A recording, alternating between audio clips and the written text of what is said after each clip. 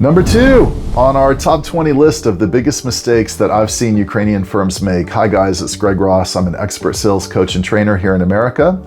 And I'm coming to you with my personal observations from being involved in hundreds of opportunities, sales opportunities between Ukrainian firms and US customers. And I've noticed a few things as I've been sitting in on those calls, and we've had to do a lot of coaching, and that coaching typically falls around certain areas. So I'm bringing this list to you in an effort to help you win, not just business in America, but also to win in the situation with the invasion. So that's what I'm bringing to you. I hope it's valuable, and I'm really excited to drop some expert tips and advice on you.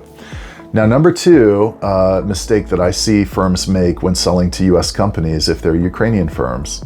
Guys, if you have a website, if you have messaging that you're sending out, email messaging or LinkedIn messaging, or you have a LinkedIn company page, or you have any written content that exists anywhere, could be on Upwork, Fiverr, could be on Clutch, right? Any of these places.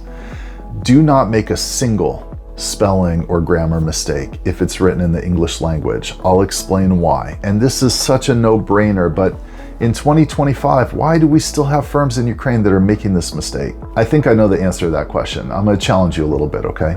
I've had great firms that I really wanted to work with. I started with a list of 400 mid-sized firms in Ukraine that I went through and vetted, and I boiled it down to about 24.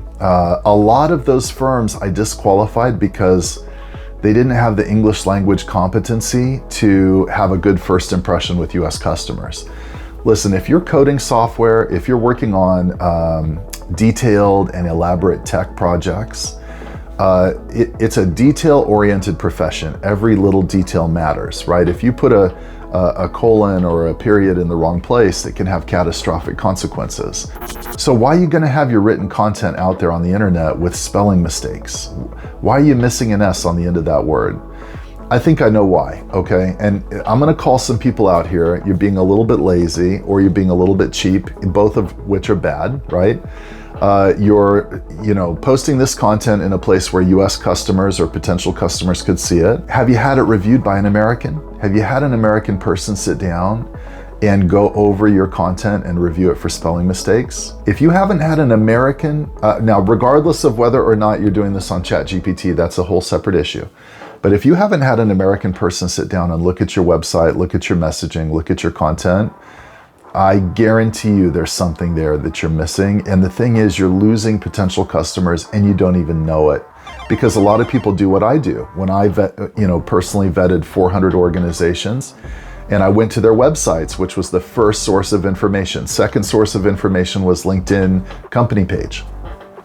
And I'm seeing spelling and grammar mistakes. It's an instant no. It's an instant disqualification. I talk to about 1,000 founders and CEOs a year, okay, as I'm looking for opportunities in America for my Ukrainian partners. And the number one complaint that I hear, because a lot of them have tried working with Indian teams, they've tried working with African teams, they've tried working with Latin American teams, Pakistani teams, Filipino teams. The number one complaint that I hear is poor communication. Poor communication. The second biggest complaint that I hear is poor quality. That things were built in a shoddy way that wasn't well designed. They had to go back and fix a million mistakes. But the number one that actually overshadows that is poor communication.